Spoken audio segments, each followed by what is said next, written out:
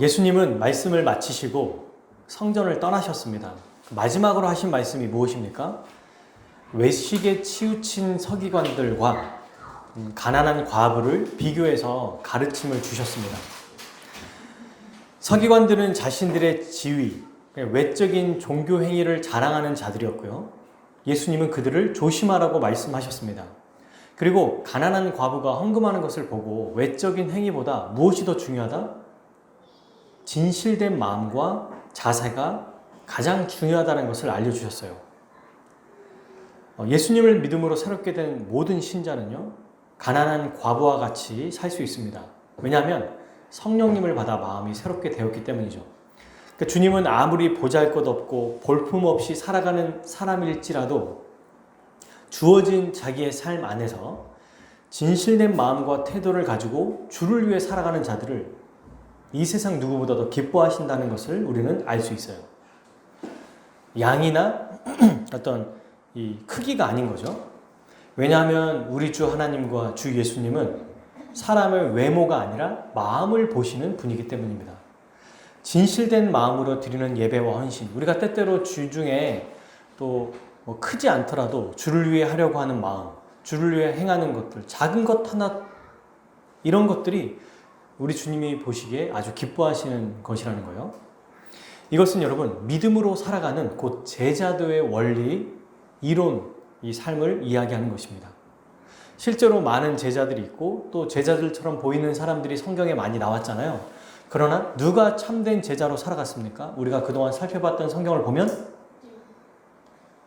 누구? 맞아요. 바디메오. 바디메오가 누구예요? 거지였어요. 지금 이 가난한 과부는요, 이 사람도 거의 그런 수준에 비슷한 사람이에요. 예수님이 가장 사랑하고 함께 했던 자들이 누굽니까? 창기와 또 세리와 죄인들이라고 일컫는 대표적인 자들이었어요. 그리고 결코 성전에 들어갈 수 없을 것 같은 자들이 우리 주님이 가장 기뻐하시는 자들이었죠. 그들은 세상에서 봤을 때도 아주 볼품없는 자들입니다. 그러나 예수님을 알고 예수님을 믿고 믿음으로 살아갔던 자들이에요. 주님을 의지하며 살아갔던 자들이죠. 바로 이게 가난한 과부와 같이 진실된 마음으로 주를 위해 살아가는 것입니다. 우리도 때때로 어느 순간순간마다 우리 인생을 주님께 맡기고 주님의 뜻대로 살아가겠다 다짐하며 살아가는 게 바로 이 진실된 마음과 헌신의 태도로 살아가는 것입니다. 자, 성전을 떠나신 예수님은 이렇게 말씀을 마치시고 이제 의미심장한 말씀을 하시는 거예요. 그게 오늘부터 살펴볼 13장 말씀입니다. 13장 말씀은 방금 우리가 읽은 거와 같아요. 어떤 내용입니까? 읽어보니까 종말에 관한 내용이에요. 여러분, 근데 종말에 대해서 얼마나 많은 말들과 잘못된 생각들이 있는지 알고 계실 거예요. 이번 기회를 통해서 성경적인 종말이 무엇인지 잘 배우고 잘 준비하면 좋겠습니다. 물론 이것만, 이 13장에 있는 구절만 보고 다 이해할 수 없어요. 참된 종말은 이거와 더불어 같이 봐야 되는 게 요한계시록입니다. 근데 의미는 같이 상통하기 때문에 오늘 이 13장 말씀을 보고 나중에 요한계시록 말씀을 또 배우면 더 분명하게 상호 보완적으로 이해할 수 있을 거예요. 하지만 어쨌든 13장 말씀만 봐도 올바른 종말에 대해서 이해할 수 있다, 이렇게 생각하시면 되겠어요. 우리가 13장을 이제 앞으로 몇 주 동안 살펴볼 텐데 큼직큼직하게 살펴볼 거예요. 이 13장을 크게 네 부분으로 나눌 수 있습니다. 1절부터 13절까지가 오늘 읽은 말씀이잖아요. 이게 종말과 징조에 관한 내용이에요. 그리고 두 번째 14절부터 23절까지 있죠. 이건 예루살렘 성전이 파괴될 것을 예언하는 일입니다. 그럼 세 번째 24절부터 27절까지 여러분 성경에 보면 마지막 때 일어나는 일, 이걸 주님이 설명하시는 거고요. 28절에서 37절까지가 그러면 이런 마지막 때 종말을 살아가는 우리는, 교회는 어떻게 살 것인가에 대해서 설명하고 계십니다. 오늘은 첫 번째 부분을 한번 살펴볼게요. 자, 13장 1절. 예수께서 성전에 나가실 때 제자 중 하나가 이르시되 선생님이여 보소서 이 돌들이 어때하며 이 건물들이 어떠나이까. 말씀을 딱 마치고 이제 나가고 있는데 제자들과 함께 나가고 계시겠죠. 근데 그때 눈치 없는 한 제자가 예수님께 이렇게 얘기하는 거예요. 지금 상황이 뭔가 예수님이 의미심장한 얘기를 전에도 지금 성전 안에서도 얘기하셨잖아요. 그러면 이 말씀을 듣고 이제 정말 주님을 더 믿고 주님의 뜻대로 살아야지, 주님이 더 귀해, 이래야 되는데 이 눈치 없는 제자는 뭐라고 얘기하냐면, 선생님, 예수님, 이 성전의 돌들을 보십시오. 얼마나 훌륭하고 아름다운 돌들입니까? 이 뜻이에요. 지금 이 돌들이 어떠하며 건물들이 어떠합니까? 지금 왜 이렇게 얘기하냐면, 당시 여러분 헤롯 대왕이 성전을 지었다고 했잖아요. 근데 이 성전이 뭐 10년, 20년에 끝난 게 아니고 약 몇십 년, 거의 50년인가 80년 동안 지었거든요. 그러니까 계속 지금 증축하고 있는 상황인 거예요. 솔로몬 성전에 3배로 짓고 있었다고 얘기합니다. 당시 문헌에 따르면. 얼마나 멋지겠습니까? 겉으로 봤을 때. 그러니까 그냥 생각 없이 주님 너무 이 성전 멋있지 않아요? 나오면서 이제 그런 얘기를 하고 있었던 겁니다. 이미 예수님은 성전이 파괴될 걸 얘기하셨고 성전의 역할이 끝났다고 얘기하셨음에도 불구하고 이렇게 얘기한 거죠. 그때 예수님이 이렇게 대답하셨습니다. 2절. 내가 이 건물들이 보느냐? 멋있어? 아름답니? 근데 이 건물들이 전부 다 무너질 거다. 돌 위에 돌 하나가 없을 거다. 이게 무슨 말이에요? 돌이 다 돌 위에 쌓아진 돌이 없다는 거예요. 전부 다 바닥에 있다는 얘기를 하고 계시는 거잖아요. 이렇게 딱 말씀하시고는 아무도 이 순간에 예수님께 이거에 대해서 물어보지 않았습니다. 그리고 시간이 얼마 지났을까요? 이제 이동하고 계신 거죠. 이동하시면서 어디로 가셨냐면 3절, 감람산이라는 곳에 갔습니다. 여러분 기억나시는지 모르겠어요. 예수님께서 예루살렘으로 향해 가던 중에 감람산이라는 곳에 한번 들리셨습니다. 이쪽에 바디메오가 있었던 또 그런 그 근처의 장소였던 거예요. 근데 여기가 어떤 곳이라고 했습니까? 높은 곳이고 예루살렘 성경도 굉장히 높잖아요. 그러니까 감람산에 딱 가면은 딱 앉으면 마치 우리가 그 높은 전망대에서 전체가 보이는 것처럼 감람산에서 전체가 보였어요. 근데 성전이 굉장히 높았기 때문에 성전과 마주해서 보는 것처럼 보이는 겁니다. 그래서 딱 앉았는데 성전이 보이는 거죠. 거기서 앉아있을 때 4명의 제자가 조용히 찾아와서 예수님께 아까 했던 내용이 무슨 의미인지 물어봅니다. 그 4명이 누구였습니까? 베드로, 야고보, 요한, 안드레요. 이 4사람은 중요하지 않아요. 이 4명이 어떤 사람이냐 뭐 이런 건 중요하지 않고, 어쨌든 예수님이 사랑하는 수제자와 또 예수님이 함께 늘 중요할 때마다 데리고 다녔던 이 제자들은 예수님의 말씀에 대해서 궁금했고 아주 이것이 중요했던 거예요. 그래서 묻습니다. 4절. 우리에게 알려주십시오. 언제 이런 일이 있겠습니까? 그리고 이 모든 일이 이루어지려 할 때 무슨 징조가 있겠습니까? 그 2가지 얘기한 거죠, 지금. 성전이 무너질 때가 언제입니까? 그리고 성전이 무너지기 전에 어떤 전조 증상 같은 게 있습니까? 그럼 그게 뭡니까? 예수님. 이렇게 물어본 거죠. 근데 여러분, 이 예수님의 대답을 듣기 전에 5절부터 이제 예수님이 대답하시는 건데, 예수님은 곧바로 언제 성전 무너지는지 알려줄게 이렇게 말씀하시지 않아요. 이 성전이 무너질 것을 얘기함과 동시에 종말에 대해서도 말씀하고 계십니다. 이건 당시 유대인들이 어떤 생각을 가지고 있는지 좀 살펴볼 필요가 있어요. 여러분, 성전은 어떤 곳이에요? 유대인들에게 예배를 드리고 하나님이 함께 하시는 곳이었습니다. 그죠? 그러니까 유대인들에게 성전은 신앙 자체였고 신앙의 기준이었고 또 신앙뿐만 아니라 이 세상을 지탱하는 곳이었어요. 성전 안에 하나님의 법궤가 있고 하나님이 다스리기 때문에 그렇습니다. 그러니까 성전이 무너진다라는 것은 우리가 생각할 때 어디 팔레스타인 땅에 그 예배당 하나 무너졌대 이 정도가 아니었어요. 이들에게는 삶 전체가 무너지는 거고 신앙 전체가 무너지는 거고, 다시 말하면 세상을 기준으로 하는 성전이 무너졌다는 것은 결국 이 세상의 멸망을 의미한 겁니다. 그래서 그렇게 중요하게 물어보고 중요하게 생각했던 거예요. 유대인들의 사고방식은 성전 파괴 이코르 뭐예요? 세상의 종말이다. 이렇게 생각했다는 것입니다. 그러면 세상의 종말, 곧 성전이 파괴되기 이전에 아무런 징조 없이 갑자기 파괴되는 게 아니라는 것을 알았기 때문에 이 전조 증상에 대해서도 물어본 겁니다. 자, 그러니까 이제 이런 거죠. 정리해보면 유대인들에게 종말은 어떤 거예요? 종말하는 딱 그 날이 무슨 날입니까? 세상이 끝장나는 날이라는 거예요. 쉽게 얘기하면. 그래서 종말을 하나의 점으로 생각했어요. 하나의 날로 생각했어요.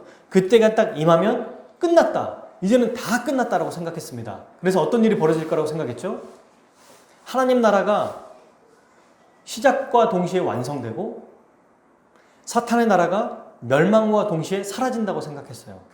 그게 이 땅에서 이루어질 거라고 생각했어요. 근데 예수님은 이 대답과 그 전에 가르쳤던 내용을 통해서 이 종말에 대한 유대인들이 가지고 있던 일반적인 기준에 대한 종말의 틀을 완전히 깨셨어요. 여러분, 예수님과 성경이 말하는 종말은 유대인들이 생각한 것처럼 여기를 보세요. 하나의 점을 말하는 게 아니었습니다. 종말이라고 할 때 여러분, 우리가 생각할 때 종말은 딱 하나라고 생각하잖아요. 언제 우리가 이거를 또 알 수 있냐면 흔히 오늘날 사람들도 세상에 종말이 올 것이다. 영화나 드라마나 특히 SF 영화 옛날 지금도 보면은 행성이 이제 우리 지구에 덮쳐서 지구가 멸망할 거다. 그 한 날을 생각해요. 그죠? 핵폭탄이 터져서 전장이 오는 날이거나 그 날에 전쟁이 일어나서 모두가 멸망할 거다. 그러니까 어떤 생각을 하냐면 안 믿는 사람들도 지구가 완전히 멸망되는 날이 세상의 종말이라고 생각하고 그리고 그 종말은 아주 우리에게 무섭고 또 마주치고 싶지 않는 날로 인식하고 있습니다. 실제로 그렇게 말하고 있고요. 너무 앞서간 영화를 보면 외계인들이 침략해가지고 이 세상이 끝장난다고 말하는 사람도 있어요. 어쨌든 간에 여러분 종말은 우리에게 아주 안 좋은 일, 신자임에도 불구하고 피하고 싶은 일, 그리고 우리 때는 안 왔으면 하는 일이 바로 종말이라고 생각하고 있는 거예요. 이 세상의 사람들의 공상과 생각이 너무 많이 만연해 있었던 거죠. 성경을 기준으로 여러분 종말에 대해 생각해 본 적이 있나요?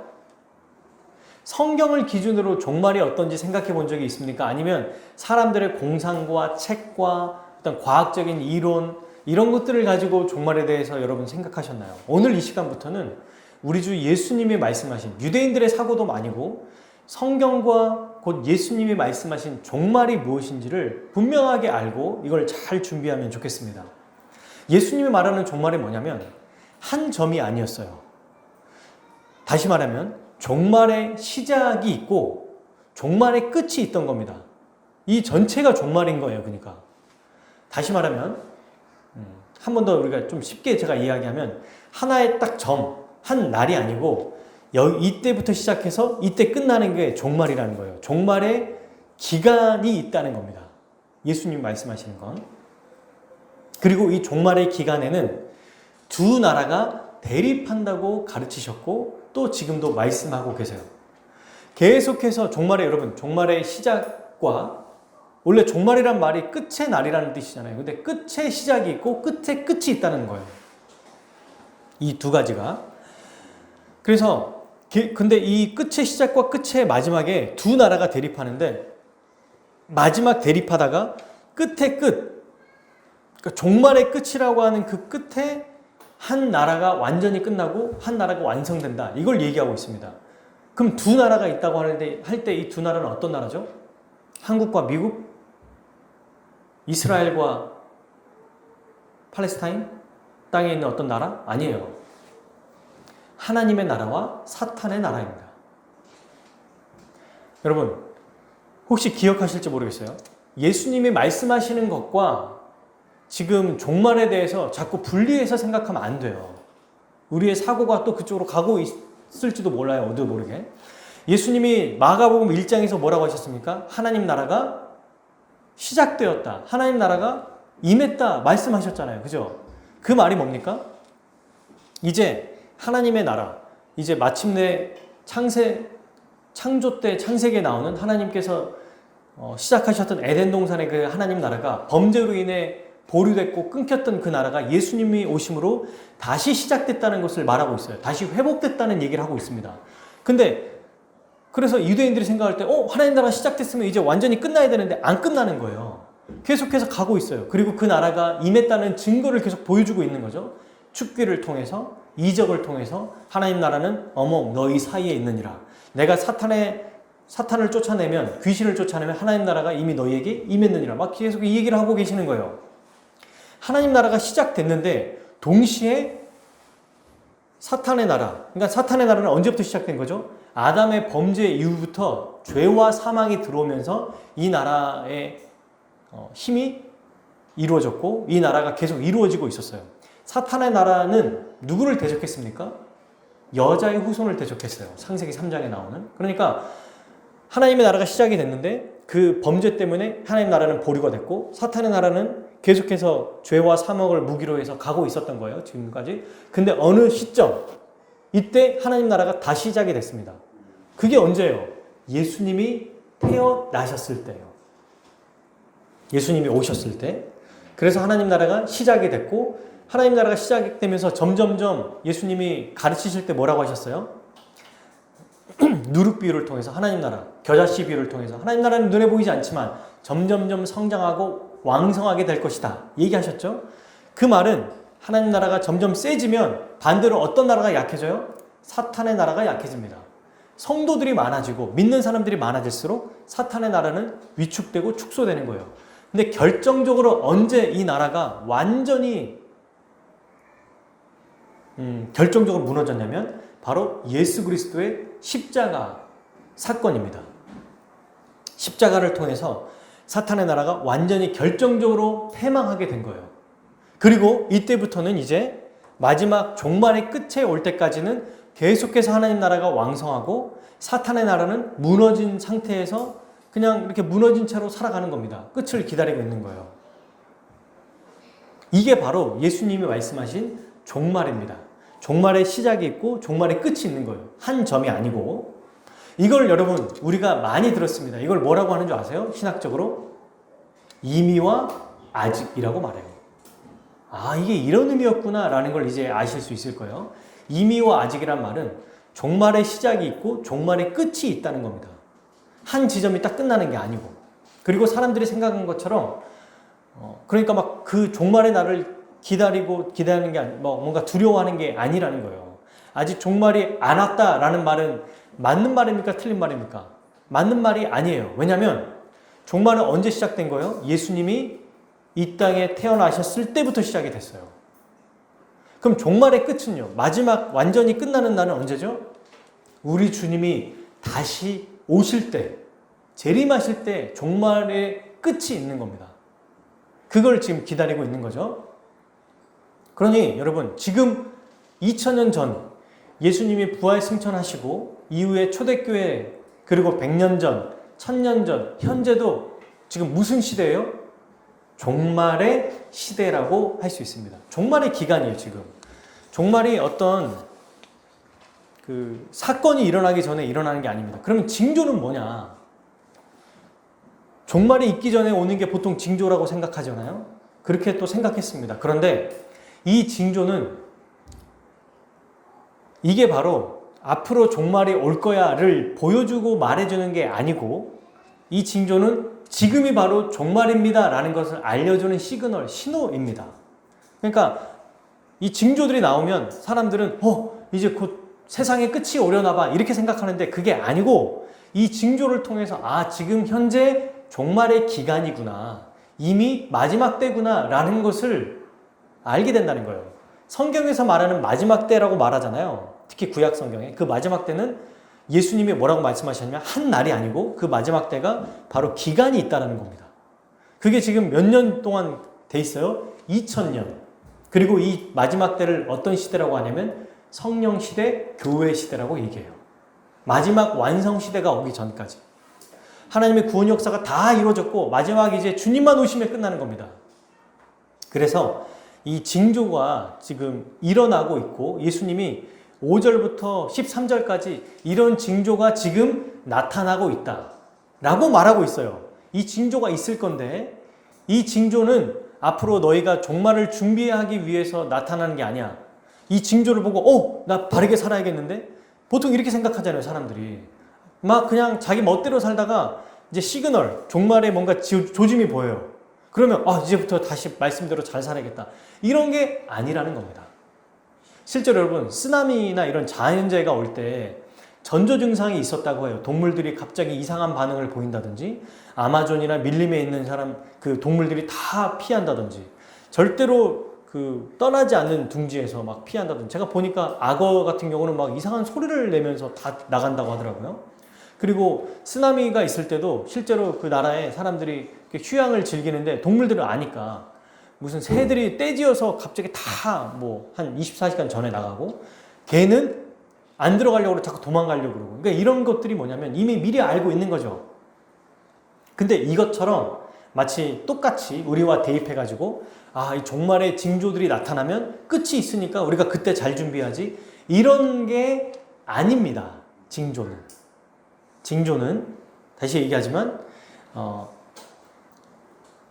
지금이 이 징조를 통해서 종말이구나, 현재 종말의 기간이구나 라는 것을 알려주는 거예요.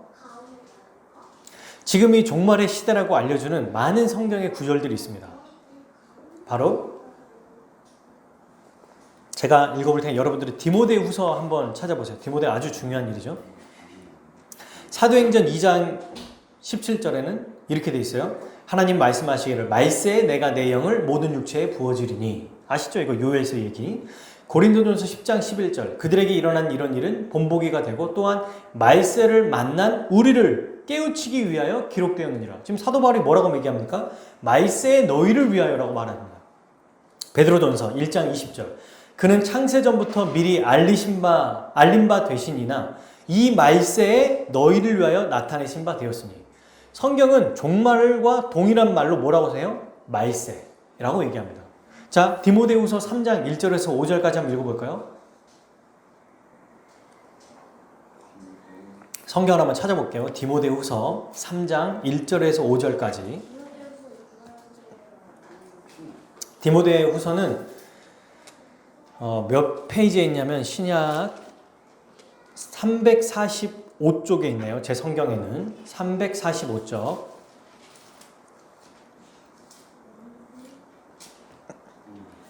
읽겠습니다. 3장 345네요. 345. 제 성경에는. 여러분 성경은 조금 다를 수 있지만 3장 1절에서 5절까지입니다. 같이 한번 읽어볼까요? 시작. 너는 이것을 알라. 말세에 고통하는 때가 이르러 그때 계속 읽으세요.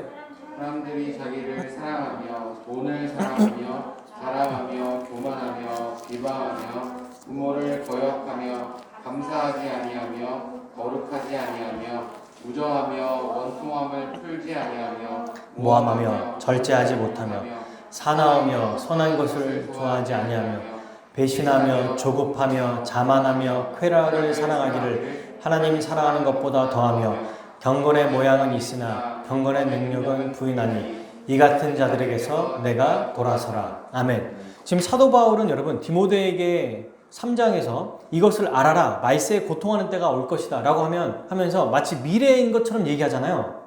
근데 5절에서 뭐라고 말합니까? 이 같은 자들에게서 네가 돌아서라고 현재형으로 지금 얘기하죠. 이 말이 뭡니까? 지금 말세라는 거예요. 그리고 말세의 특징을 얘기하고 있죠.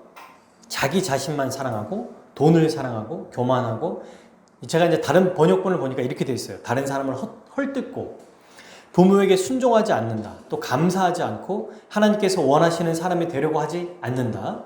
다른 사람에 대한 사랑도 없고, 그러니까 당연하죠. 이거는 용서도 없고 나쁜 말을 일삼으며 절제하지도 못하고 잔인하며 선한 것을 싫어한다. 가까운 친구를 배반하고 성급하게 행동하며 교만하고 쾌락을 즐기며 하나님을 사랑하지 않고. 이게 5절이 굉장히 이렇게 얘기하는데요.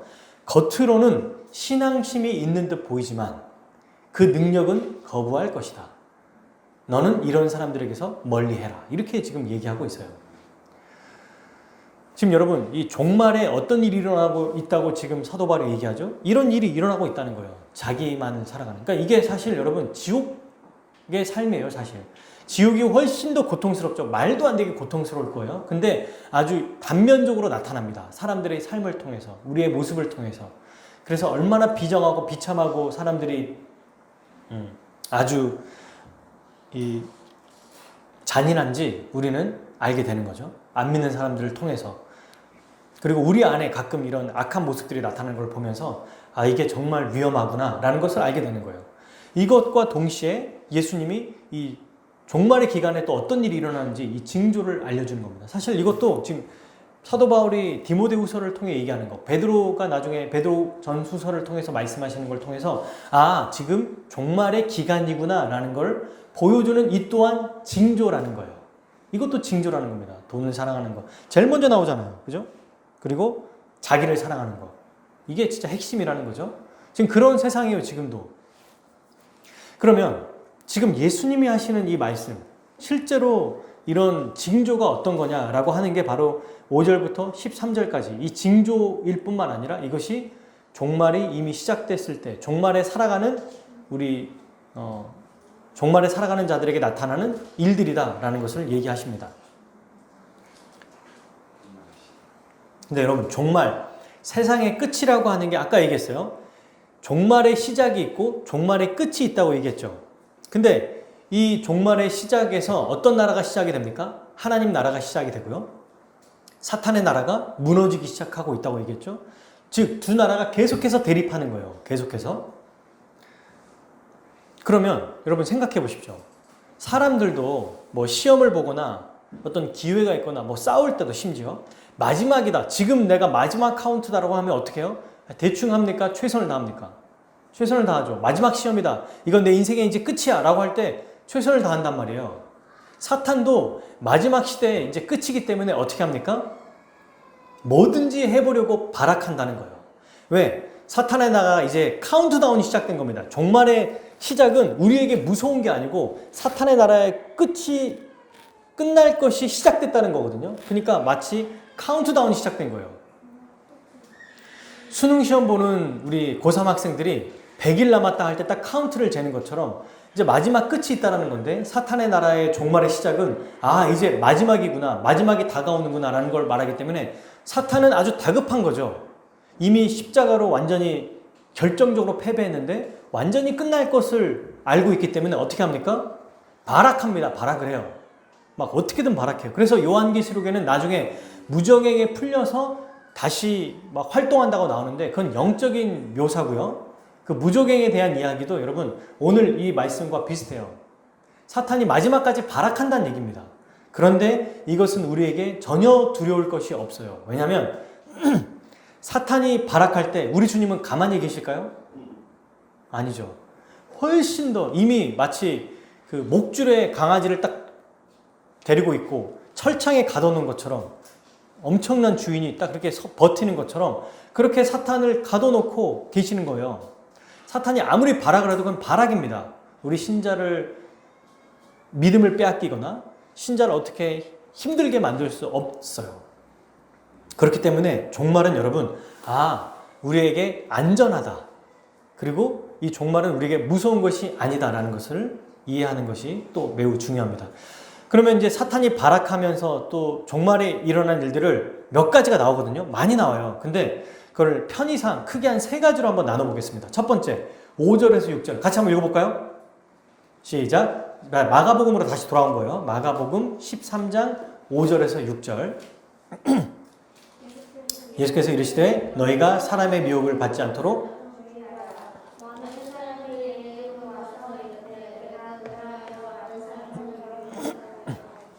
아멘. 자, 뭐라고 말합니까? 사람의 미혹을 받지 않도록 주의해라. 많은 사람들이 내 이름으로 와서 내 이름이 뭐예요? 예수님이라고 말하면서 내가 그리스도다, 내가 구원자다라고 말하면서 내가 바로 그다라고 많은 사람을 미혹한다고 얘기했습니다. 불신자뿐만 아니라 신자도 포함되는 거예요. 그러니까 예수님이 너희가 라고 했어요. 제자들에게 사람의 미혹을 받지 않도록 주의해라. 여러분 종말의 시기, 지금 시기에 어떤 일이 일어나냐면 이 자기가 예수님이라고 말하는 적그리스도들이 나타난다는 거예요. 적그리스도는 여러분 한 명이 아니라 이 종말의 시작과 끝에 일어나는 수많은 사람들이 다 적그리스도예요. 예수님을 빙자한 가짜들, 이단, 사이비 종교, 사이비 교주들이 나타난다는 겁니다. 여러분 우리 한국에도 자기가 예수님이라고 말하는 사람들이 얼마나 많은지 아시죠? 전에 한번 얘기했지만 현대 종교에서 기독교 우리나라가 있었던 그 역사를 총 해보니까 자기가 하나님이라고 말하는 사람들이 100명이 좀 안 된대요. 그게 벌써 20년 전 기록이었거든요. 지금은 더 많겠죠? 자기가 하나님인 것처럼 행세하고 말하는 사람들. 근데 워낙 이제 요즘에 인터넷이 발달되고 하니까 이제 스스로 뭔가 너무 그 조심하는 거예요. 폐쇄적일 때는 더 자기의 어떤 이 잘못된 가르침들을 가지고 설파했었는데 요즘에는 이제 그렇게 못하죠. 하지만 아직도 있습니다. 그 예수님이 뭐라고 하냐면 속이지 못하게 해라 너희를. 너희가 속지 않도록 조심해라. 이렇게 얘기하고 있어요. 일이 언제 일어나는 겁니까? 지금 일어나고 있어요. 주님이 2000년 전부터 일어나고 있고요. 지금도 일어나고 있고 주님이 오실 때까지 계속 일어난다는 거예요. 이 일들이. 이거 아직 안 일어났고 마지막 한 지점, 종말의 끝에 일어날 거야. 이게 아니고 종말의 시작 안에 이미 시작과 끝 안에 징조가 계속 있다는 거죠. 그래서 지금 종말이구나. 지금 계속 종말이구나. 1000년 전, 2000년 전, 100년, 500년, 100년, 50년, 10년 현재 지금 이걸 보고 종말이구나라는 것을 알 수 있게 하는 것입니다. 지금도 여러분 잘못된 가르침을 통해 믿음을 빼앗는 사람들이 정말 많아요. 이단과 사이비를 보십시오. 목사들도 당합니다. 그래서 목사들도 자기가 개종했다고 얘기하거든요. 그리고 이전에 자기가 가르쳤던 성도들을 향해서 이게 진짜다라고 하면서 가르치는 사람들도 봤습니다. 근데 여러분, 우리는 이제 말씀을 잘 배우기 때문에 이게 어떤 것이 잘못된 건지 알죠. 하지만 이단과 사이비가 아닐지라도 잘못된 가르침을 전하는 교회들이 있어요.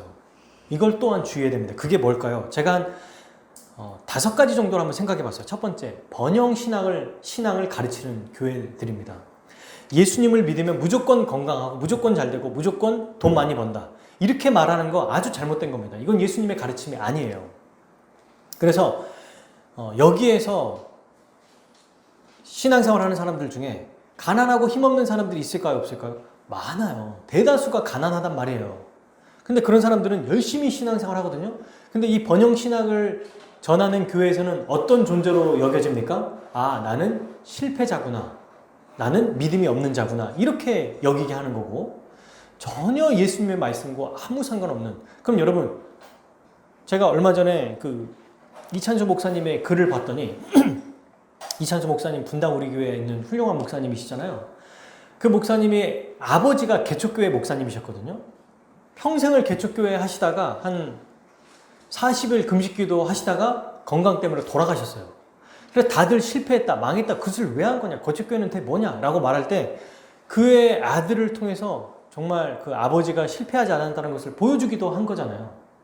근데 이제 이찬수 목사님 뭐라고 하셨냐면, 만약에 개척교회가 실패한 교회고 대형교회가 성공한 교회라면 예수님보다 더 큰 낙오자는 없을 것이다. 이렇게 얘기했어요. 맞죠? 예수님이 기껏해야 평생 12명, 근데 그 12명도 마지막 자기가 죽을 때까지 다 배신했잖아요. 한 명도 말하자면 제자를 못 만든 거예요. 예수님의 이 사실로만 보면. 이보다 더 최악이고 실패한 인생이 어디 있습니까? 심지어 사이비들도 같이 끝까지 조유주들과 함께하는 사람도 있거든요. 근데 예수님은 가장 실패자 중에 실패자인 거예요. 그런데 그게 아니라는 겁니다. 그게 아니라는 거죠. 신앙은 뭔가 부유하고 많아지고 어떤 외적인 것으로 판단되는 게 아니라는 거죠. 마찬가지예요. 이 돈이 없고 가난하고 힘없고 외적으로 볼품 없을지라도 바로 예수님의 말씀대로 사는 자, 말씀대로 사는 교회들이 아주 훌륭한 교회다. 그러니까 이런 것들을 가르쳐야 되는데 그것을 가르치지 않는 것도 잘못된 거다, 잘못된 거다, 잘못된 것이다. 이렇게 이해해야 되죠. 그러니까 번영신학은 여러분 자본주의가 들어오고 이 나라가 이 전 세계가 잘 살면서부터 유행하게 된 거예요. 산업화가 시작되고 현대화가 시작되면서 사람들의 삶의 질이 좋아지니까 번영신학이 막 나타나기 시작한 겁니다. 그래서 이 번영신학을 추구하는 사람들, 특히 종교 지도자나 교회들은 이 세상과 자꾸 뭐 하려고 해요? 결합하려고 해요. 세상 안에 있으면서 세상의 가르침을 거부해야 되는데 세상의 가르침을 더 좋아하죠.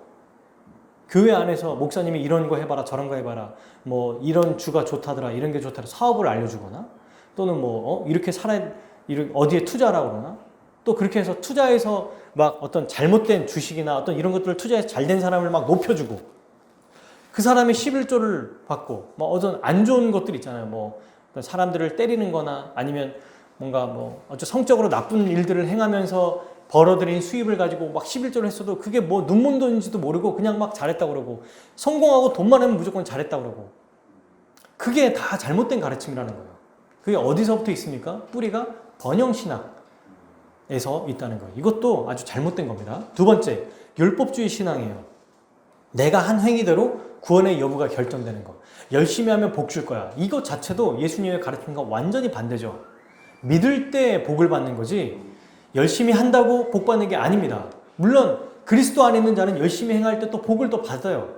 틀린 말은 아니죠. 그 이후에. 그런데 뭐가 틀려요? 한 끗 차이. 그리스도 안에 있느냐 아니면 그리스도 안에 내 힘으로 들어가느냐 은혜로 들어가느냐. 이걸 가지고 나중에 이제 새 관점이라고 하는 잘못된 가르침이 들어와요. 나중에 이제 이거는 뭐 배우겠습니다. 톰 라이트라고 하는 사람들 또는 제임스 던이라고 하는 분들 이런 사람들이 이제 잘못된 가르침을 전합니다.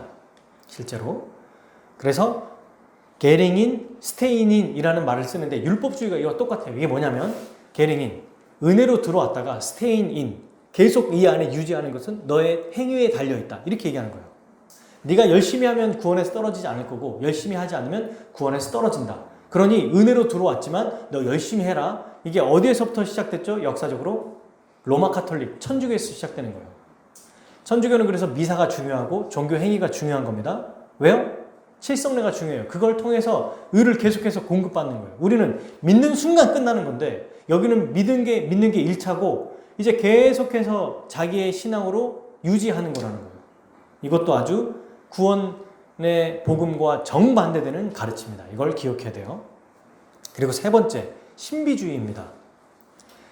성경 신비주의는요, 말씀보다 개인의 체험을 훨씬 더 우선으로 여기게 하거든요. 그러니까 종교적인 체험에 빠져서 자기 자신이 마치 특별한 존재라고 여기게 하는 겁니다. 그래서 신일 합일체, 말은 그렇게 안 해도 마치 신과 같이 된다라는 식으로 말해요. 이 신비주의가. 근데 여러분, 이거는 이단들 혹은 다른 종교에서 나타나는 거예요. 범신론이라고 해서 모든 게 다 하나님이다. 또는 신일 합일체는 어디서 주로 하는 줄 아십니까? 불교에서 해요. 불교에 가면 스님들이나 아니면 많은 사람들이 뭐 합니까? 계속 나미아부탑을 똑같은 걸 이 연물을 외우면서 뭐 해요? 똑같은 말을 몇 시간 동안 하면서 점점점 무아지경이라는 것에 빠지게 하거든요. 그래서 막 거기에 뭔가 이렇게 우리가 기도도 열심히 하면 그 안에서 막 힘을 얻는 것처럼 뭔가 영적인 체험을 하게 만들어요. 이걸 똑같이 묘사하는 게 안 믿는 사람들에게 어떤 이걸 이해하게 하는 방식은 콘서트장에 가서 음악에 막 도취돼가지고 몇 시간 동안 아무 생각 없이 미친 듯이 막 머리를 흔들고 몸을 흔들 때 나오는 그런 그 현상과 같다고 해요. 아무 의미도 없는 연부를 계속 외우면서 전에 말했던 것처럼 남묘호란갱교라고 일본에 있는 사이비 종교도 똑같이 그 얘기를 하면서 우리랑 똑같이 기도하거든요. 무릎 꿇고. 그러니까 우리도 주여 주여 주여 하는 게 얼마나 잘못된 것인지를 설명하는 거예요. 생각하면서 기도해야 되고 정말 주님은 중언부언하는 것을 듣지 않는데 우리는 막 그냥 주님을 몇 시간 동안 길게 하고 외치면 되는 것처럼 생각하면서 기도하잖아요. 잘못된 겁니다. 근데 이제 불교도 계속해서 연부를 외우면서 어디까지 가게 하는 게 목적이냐면 신과 하나 되게 하는 거예요. 얼마나 위험한 사상입니까? 그 무아지경의 느낌을 신과 하나 되는 거. 그걸 마지막 그 도달하는 지점을 해탈이라고 합니다. 신과 하나 되는 거. 거기까지 가려고 계속해서 수행을 하는 거예요. 많은 고행하는 종교들이. 신비주의가 이와 닮았다는 것입니다.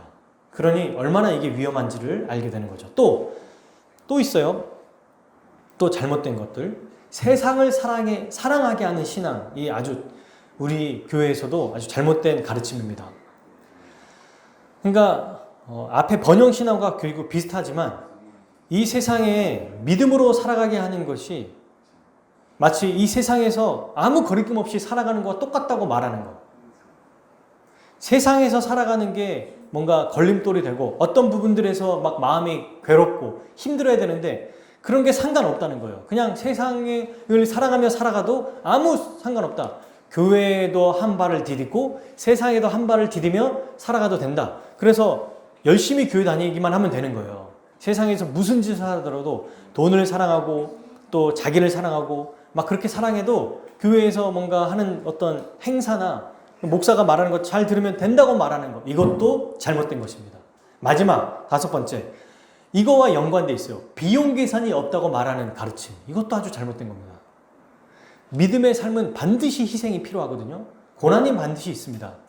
산에 험난한 산을 오르면 당연히 손이 까지기도 하고 또 어떨 때는 미끄러지기도 해요. 근데 그거 하나도 없이 그냥 자연히 오른다고요? 근데 거짓말입니다. 우리 주님이 만약에 고난과 고통, 멸시를 당하지 않았다면 우리도 그렇게 해야 되는데, 주님은 멸시와 고통과 고난, 십자가에서 가장 처참하게 죽으셨잖아요. 그러면서 뭐라고 했습니까? 나를 따라오려거든, 내 제자가 되려면 나와 같이 살아야 된다고 말씀하셨어요. 그런데 비용 계산이 없는 삶이 있어도 괜찮다고요? 그거는 잘못된 종교와 똑같아요. 잘못된 가르침입니다. 편안하게 살아도 된다. 대가지불 없어도 된다. 그냥 주님은 우리와 동일하게 그분이 희생받고 우리는 그냥 복만 받으면 된다라고 하는, 다 결국 번영신학과 연결되지만 번영신학을 말하지 않더라도 비용 계산이 없다고 말하는 이 가르침도 잘못된 것임을 우리는 기억해야 돼요. 보십시오. 이 첫 번째, 미혹받지 않도록 주의해라. 이게 지금 꼭 이단들만이 아니라 잘못된 가르침까지도 우리는 잘 염두하고 이것을 피해야 될 것입니다. 이것들 결국 말씀에 기초하지 않으면 우리는 언제든 잘못된 신앙에 빠질 수도 있고요, 빠졌을 수도 있어요. 지금은 우리는 괜찮죠. 말씀을 잘 배운 우리 화목교 성도들, 그리고 말씀을 듣는 분들은. 그런데 만약 혹시라도 이런 생각이, 이런 사고에 있다면 다시 돌이켜야 됩니다. 그러니 또 기회가 있는 거죠.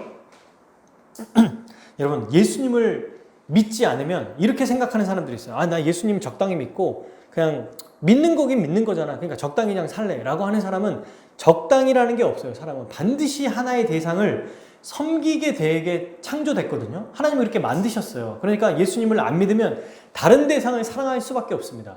그게 사람이든 자기든 애인이든 가족이든 아니면 이 외부적인 물질이든 시간이든, 예수님을 적당히 사랑한다는 것은 다른 걸 더 사랑하는 게 있다는 것입니다. 반드시 다른 대상을 섬기고 예배하는 거예요.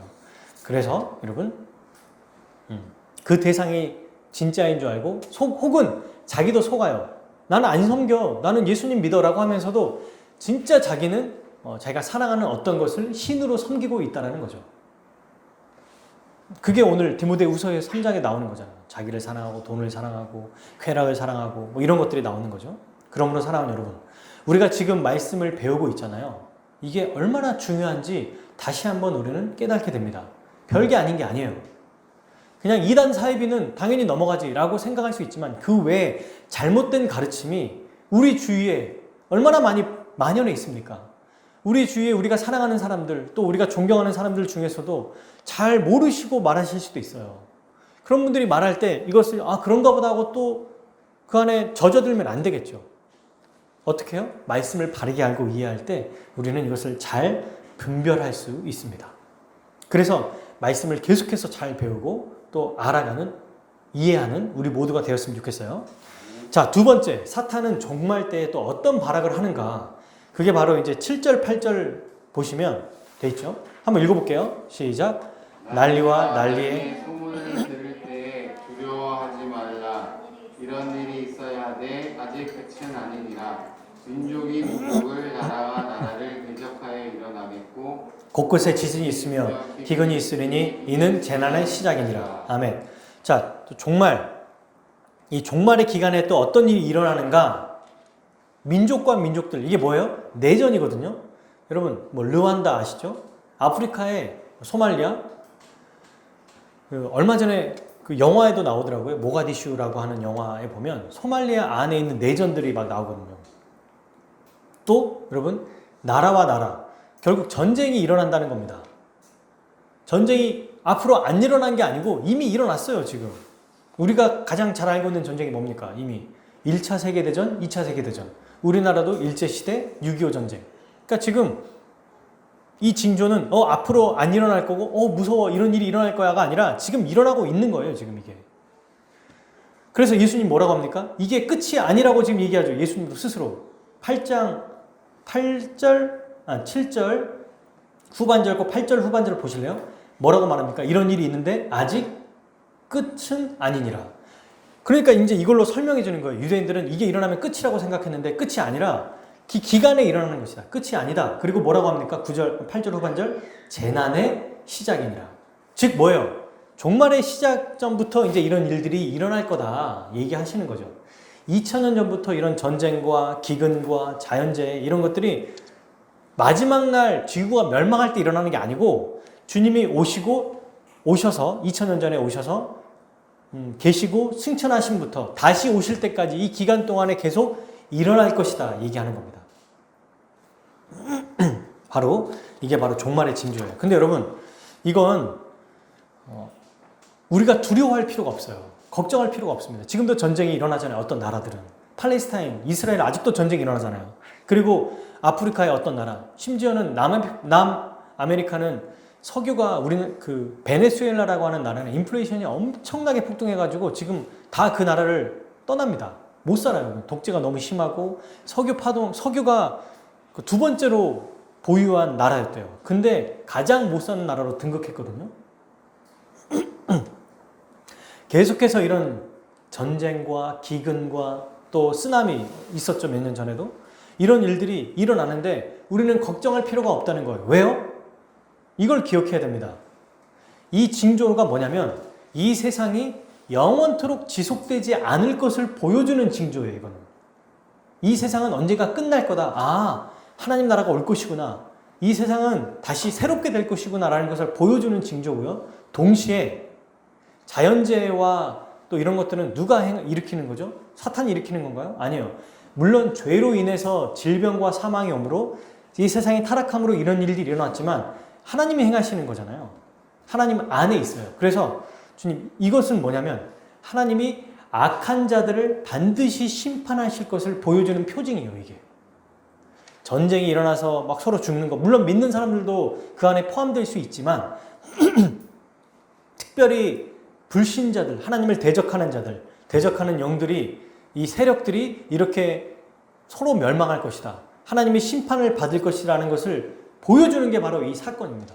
실제로 여러분 요한계시록에 보면 이제 세상의 반이 막 날아가고 막 우주의 별이 막 떨어지고 이런 게 나오거든요. 근데 요한은 뭐라고 얘기하냐면 그건 우리와 아무 상관이 없다라고 얘기해요. 우리가 겪는 게 아니에요. 그런 이 고통은, 종말은, 아픔은.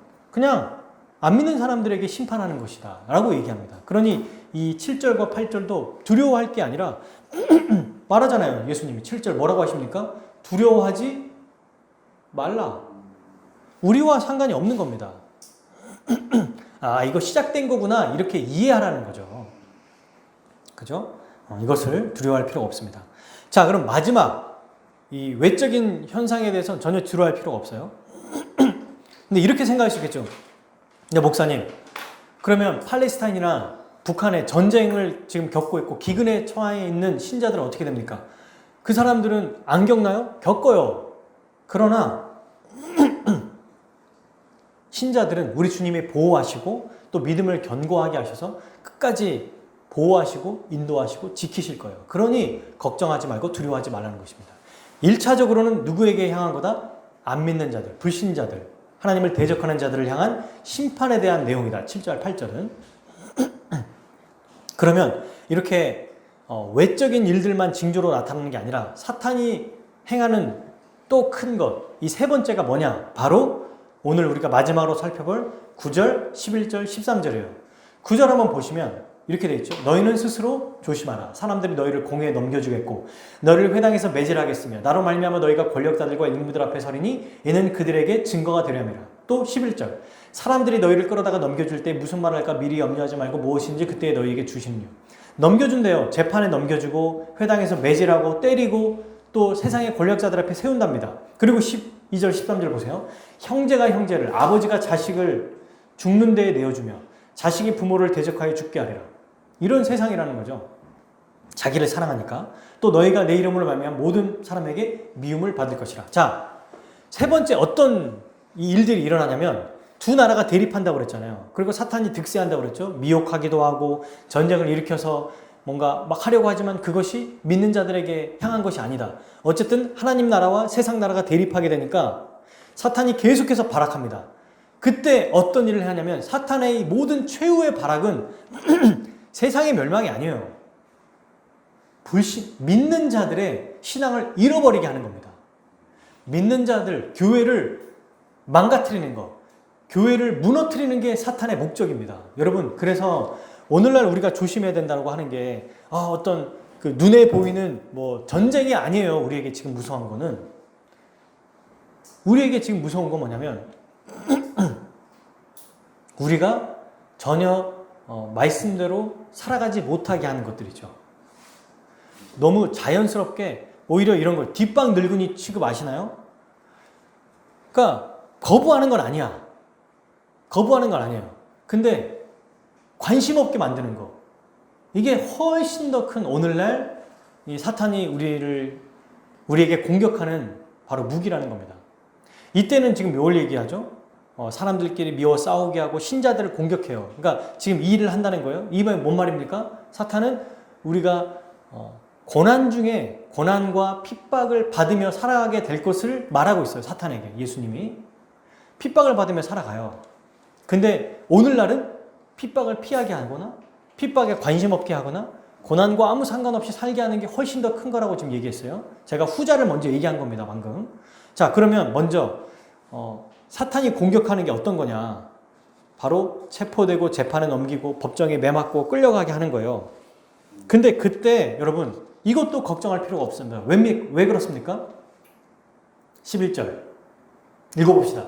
시작. 사람들이 너희를 끌어다가 넘겨줄 때 무슨 말을 할까 미리 염려하지 말고 무엇이든지 그때 너희에게 주시는 그 말을 하라. 말하는 이는 너희가 아니요 성령이시니라. 아멘. 성령님이 도우실 것이니까 어떠한 어려운 상황에 있고 곤란한 상황에 있고 핍박 가운데 있을지라도 성령님을 의지하면 된다는 얘기를 하고 있어요. 여러분 보십시오. 지금 이 세상에 뭔가 득세하는 것 같고 잘 되는 것 같아도 예수님이 비유를 통해서 하나님 나라 비유를 통해서 뭘 얘기하셨어요? 이 세상 나라는 무너지고 있고 하나님 나라는 눈에 안 보여도 계자씨가 아주 작더라도 나중에 모든 새들이 와서 깃들 정도로 하나님 나라는 지금 성장하고 있다. 영적으로 지금 이 나라는 점점점 확장되고 있다. 그러니 이것을 믿고 믿음으로 살아라 얘기하셨잖아요. 그죠? 그러니 지금 법정에 잡혀가고 막 왕 앞에 서고 막 이런 일이 있을지라도 마치 그게 너무 크게 보이지만 사탄의 나라가 무너져가고 있다는 것이에요. 이게 마지막 발악이라는 것을 기억하라는 겁니다. 어떻게든 해보려고 노력하는 거다. 그러니 우리는 뭐다? 이미 지금 하나님 나라가 더 왕성하게 성장하고 있다는 증거라는 거예요. 이게. 그래서 이런 것도 아무렇지도 않게 성령님이 우리에게 말씀하실 것을 알려주신다고 얘기하고 있습니다. 여기서 성령님이 프롬프터라고 해요. 프롬프터가 뭐냐면 여러분 연극을 할 때 배우가 대사를 잊어버리게 되거든요. 그때 앞에서나 어디서 대사를 알려주는 사람이 프롬프터라고 합니다. 프롬프터. 성령님이 바로 이 프롬프터가 된다는 거예요. 말할 것을 알려주시고 또 행위 능력을 주시고 그렇게 살아가게 하신다는 거예요. 그래서 성령님의 또 다른 별칭이 뭐예요? 별명이 보혜사잖아요. 보혜사는 변호사예요. 가르치는 것 이런 것들을 얘기하는 겁니다. 조력자를 얘기하는 거예요. 그러므로 여러분 이 사탄의 발악은 사탄의 힘이 점점 커지고 있어가 아니고 뭐다? 사탄의 나라가 무너지고 있구나. 사탄이 지금 엄청난 발악을 하고 있구나 라는 것을 알고 하나님 나라가 지금 점점점 왕성하게 되고 있구나. 그래서 우리는 고난 중에서도 어떻게 산다? 즐겁고 기쁘게 살아갈 수 있다는 것을 기억해야 됩니다. 은혜와 평강 속에서 하나님 나라의 복을 누리며 살아가는 거예요. 이게 바로 이미와 아직 사이에 일어나는 일이에요. 하나님 나라가 이미 임했기 때문에 이 나라의 복을 우리는 충만하게 받을 수 있습니다. 여러분 사탄의 나라가 발악할수록 어떻게 돼요? 주인이 이 강아지가 아주 힘센 주인이 이 자기가 데리고 있는 강아지가 막 너무 갑자기 막 발악했을 때 어떻게 해요? 이렇게 하는 게 아니라 어떻게 합니까? 더 힘을 내가지고 팍 잡죠, 세게. 더 힘을 내서 어떻게 합니까? 이 외환견이든 아니면 자기가 밖에서 키우는 강아지를 더 힘있게 제압하거든요. 다른 사람들을 혹은 다른 것들을 피해 하지 않으려고. 마찬가지로 사탄이 더 왕성하게 나타나게 할수록 하나님 나라가 더 왕성하게 나타난다는 것을 우리는 기억해야 돼요. 근데 왜 이런 일이 발생하죠? 어떻게 하나님 나라가 이렇게 더 힘있게 펼쳐질 수 있습니까? 오늘 본문의 또 하나의 핵심 10절입니다. 10절 읽어볼게요. 또 복음이 먼저 만국에 전파되어야 할 것이니라. 아멘. 이게 뭐라고 되어 있냐면 하나님 나라의 복음이 모든 민족에게 전해질 것이다. 이렇게 되어 있어요.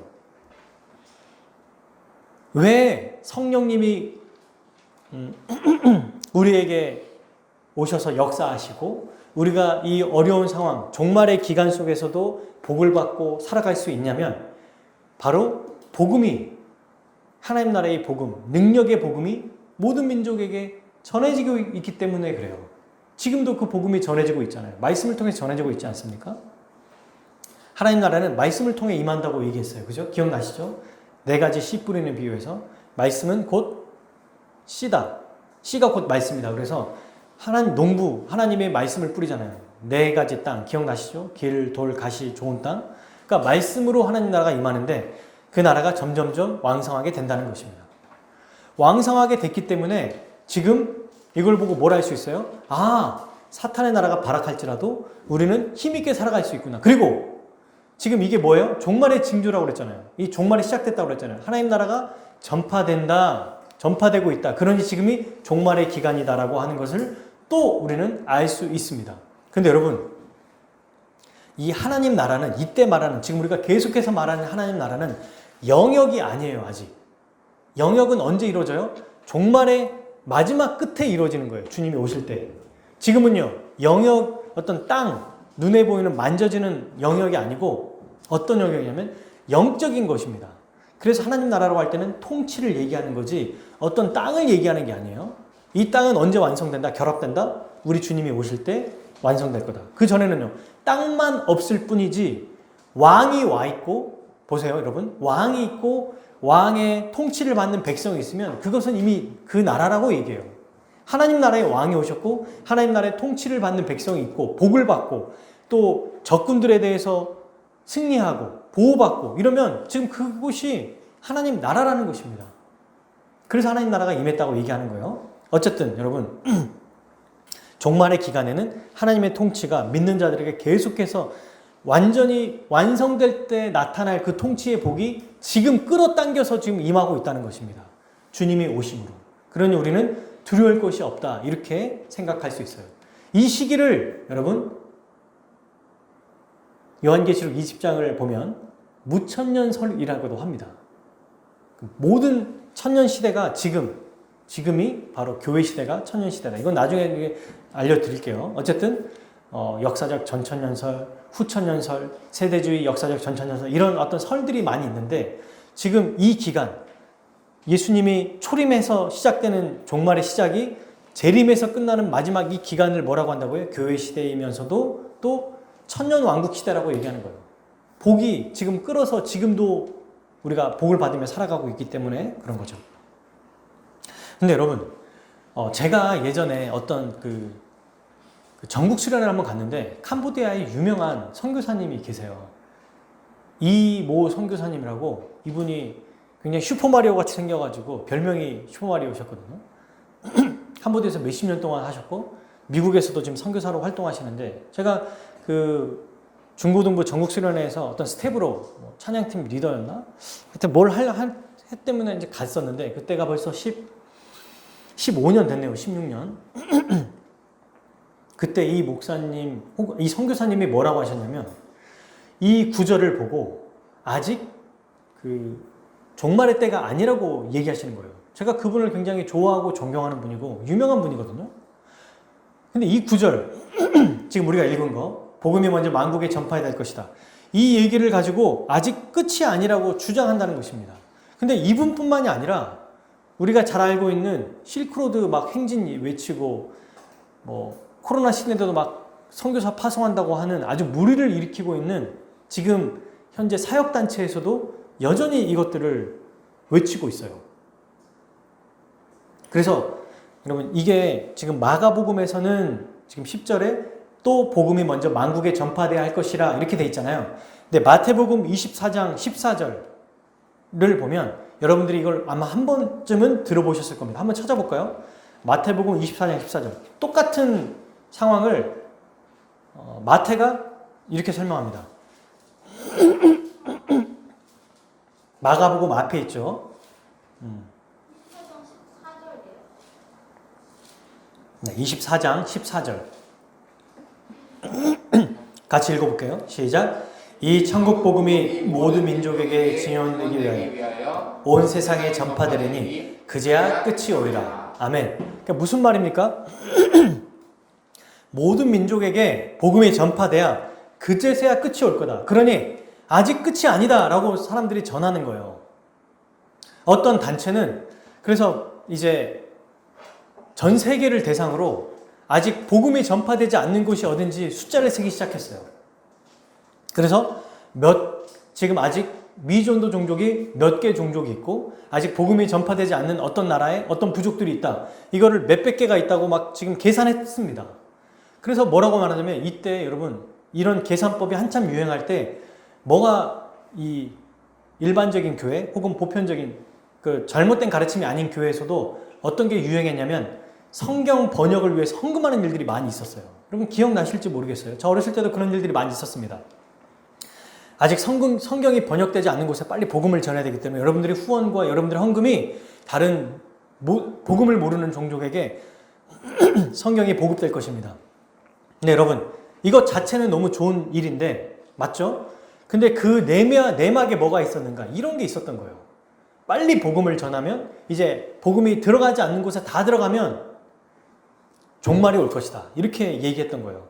제가 여러분 20년 전에 그 단체의 금요 모임을 참여했었거든요. 그리고 저는 늘 얘기했던 것처럼 중국에 있는 위구르 족속을 품고 기도했던 사람이었어요. 근데 그때 발표했을 때 그 단체에서 뭐라고 그랬냐면 앞으로 몇 개 안 남았다. 지금 이 속도로 가면 10년 혹은 길어도 20년 후에는 복음이 다 전파될 거다. 이제 주님이 오실 거다. 카운트를 정한 거예요. 지금 생각해보면 지들이 뭐길래 주님의 오심을 예측하고 정하죠? 그리고 다시 생각해보세요. 사람의 열심과 노력으로 주님의 재림을 땡길 수가 있고 늘릴 수도 있는 거예요. 이거는 미종족 종족의 단체장이나 단체 사람들이 야 우리 주님 오게 하시는 걸 좀 늦추자 이러면 복음을 안 전하면 되는 거예요. 만약에 이 말이 맞다면.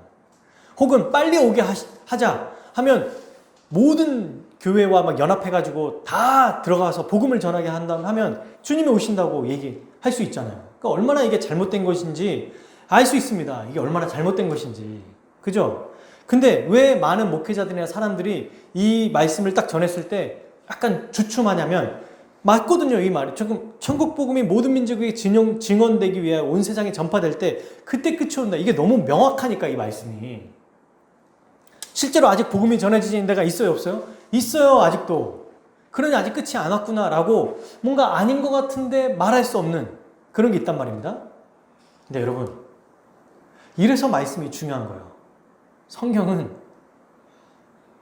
지금 예수님이 이 말씀이 미래형이 아니라는 것을 또 다른 본문에서 증거하고 있어요. 다시 말하면 천국 복음이 이미 전파됐다 안 됐다? 됐다. 전파될 것이다. 그러니 그때 끝이 올 거야. 얘들아 기억하고 있어. 이게 아니고 천국 복음은 이미 전파됐다 라고 말하고 있답니다. 그거 한번 찾아볼게요. 마지막으로 골로새서 1장 23절. 이걸 여러분 정말 체크하고 아주 별표를 해놓으시면 좋아요. 자기 성경 책이실 때. 많은 선교사님들이 사실 이 말씀 구절을 몰라서 그냥 거기에 함께 휩쓸렸거든요. 그리고 열심히 신앙생활을 했어요. 그 신앙생활이 잘못된 게 아닌데 아직도 종말이 안 왔다고 생각하면서 살아갔던 이 두려움 이런 것들을 살았던 거예요. 근데 골로새서 1장 23절 읽어볼게요.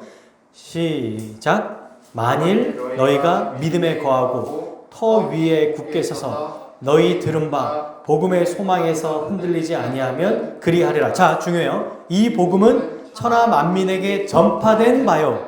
나 바울은 이 복음의 일꾼이 되었노라. 아멘. 정확하게 지금 뭐라고 얘기합니까? 천하 만민에게 복음이 어떻게 됐다? 전파되었다. 전파된 거라고 얘기하고 있어요, 지금. 마태복음에서 뭐라고 합니까? 이 복음이, 이 천국 복음이 모든 민족에게 증언돼야 된다. 그래야 끝이 온다. 근데 바울은 뭐라고 말합니까? 이 복음이 모든 민족에게 전파됐다라고 얘기하고 있어요. 로마서 10장 18절에도 이 구절이 있습니다. 그냥 이건 들어보세요. 그러나 내가 말하노니 그들이 듣지 아니하느니라. 그렇지 아니하니 그 소리가 온 땅에 퍼졌고 그 말씀이 땅끝까지 이르렀도다 하였느니라. 이미 다 이루어졌다는 거예요. 그러면 여기서 말하는 모든 민족의 대상이 뭐냐? 정말 실제로 한 민족도 빠짐없이 다 복음을 듣는 걸 말하는 거냐? 그게 아닙니다. 하나님이 처음부터 계획하셨던 이 구원 경륜이 이루어지는 것, 그때가 언제입니까? 이방인들도 한몸된 교회에 속했을 때, 이방인들에게 복음이 전파되는 그 순간 모든 민족에게 복음이 전파됐다고 말하는 거예요. 베드로가 사도행전의 10장에서 고넬료를 통해서 고넬료가 딱 들어오는 순간, 교회가 되는 순간, 사도행전은 그래서 뭡니까? 복음행전이잖아요. 사도행전은 1장 9절인가 8절에 뭐가 있습니까? 땅끝까지 이르러 예수님 증인되라고 하셨고 실제로 예루살렘과 유대와 사마리아 땅까지 복음을 전했다고 나와요. 그래서 점점점 유대에서 복음을 전하고 빌립 집사가 유대가 아닌 땅에서 또 복음을 전하고 그러면서 사도들이 복음을 전하면서 옥에 갇히고 어려운 일을 당하면서도 하나님 나라의 복음의 말씀이 흥황하였더라 하면서 끝나요. 즉 사도행전 이미 시작됐을 때 예수님이 승천한 직후 50일 후에 성령님을 받아서 초대교회가 생기고 이방인들에게 복음이 전파되고 바울이 복음을 전하는 그 순간 이미 천하 만민에게 복음이 전파됐다는 것입니다. 그러니 여러분 이것만 알아도 정말 이 구절만 알고 있었어도 안 속았을 거예요. 넘어가지 않았을 거예요. 아직 안 왔구나. 복음이 아직 전파 안 됐구나가 아니라 이미 전파됐다니까요. 이미 전파됐고 지금 우리는 전파된 거 안에서 사탄의 핍박 속에서 살아갑니다. 그러나 주님의 이 강력한 통치와 은혜로 승리하며 살아가는 것이죠. 이것은 여러분 하나님이 처음부터 가지고 계셨던 구원 경륜이에요. 아브라함에게 창세기 12장 1, 2, 3절에 말씀하셨던 그 말씀 구절이라는 거예요. 이게 너를 통해 모든 민족이 복을 받게 하겠다고 하신 그 말씀이 성취된 것입니다. 역사적으로. 사랑하는 여러분, 말씀을 마치겠습니다. 지금은 종말의 기간이에요. 종말이 아직 안 온 게 아니라 이미 종말의 기간이에요. 예수님은 이 기간 안에 일어나는 많은 징조를 우리에게 알려주셨습니다. 우리는 이것을 이미와 아직 시대라고 얘기해요. 그러므로 종말을 바르게 이해합시다. 두려워할 것이 아니에요. 우리는 안전하고요, 안심할 수 있습니다. 왜요?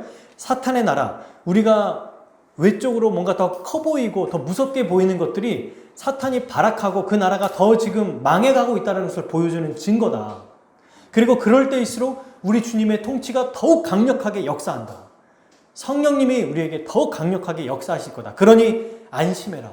두려워하지 마라. 이 세상에 외적인 어떤 어려움들이 있을 때 그것도 최종적인 심판이 우리에게 향한 것이 아님을 기억해라. 이걸 얘기하시는 겁니다.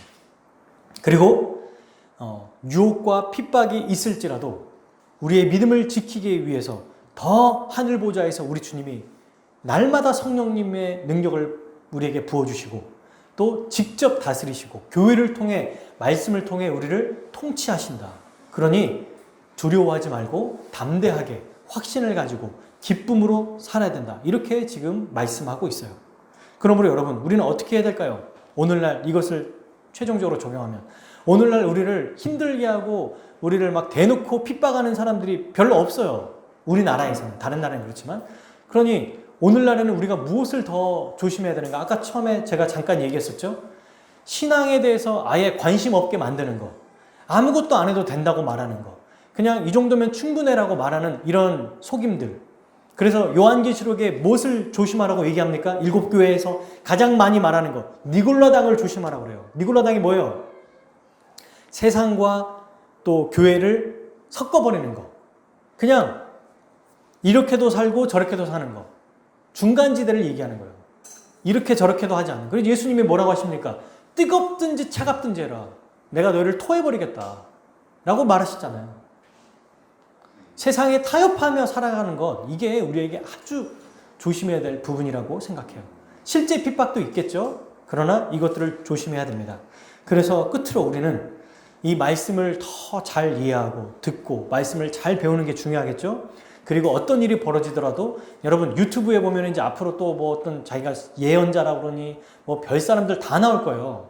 자기가 그리스도라고 그러면서 두려워할 필요가 없어요. 막 이제 또 무슨 뭐 행성이 어쩌고 또 쓰나미가 어쩌고 지구 온난화가 어떻고 이 인간의 범죄 때문에 지구가 이렇게 타락했지만 그러나 이건 두려워할 필요가 없습니다. 우리에게 향한 심판이 아니라는 거예요. 그리고 마지막 그럼 우리는 어떻게 살 것이냐? 우리 거 아니니까 편안하게 살자, 즐기며 살자가 아니라 방금 우리 주님이 지난주에 말씀하신 것처럼 가난한 과부와 같이 진실된 마음과 정말 헌신된 마음, 자기에게 주어진 환경 안에서 정말 믿음으로 한 걸음 한 걸음 내디며 살아갈 때 우리는 가장 재림을 잘 준비하며 살아가는 것입니다.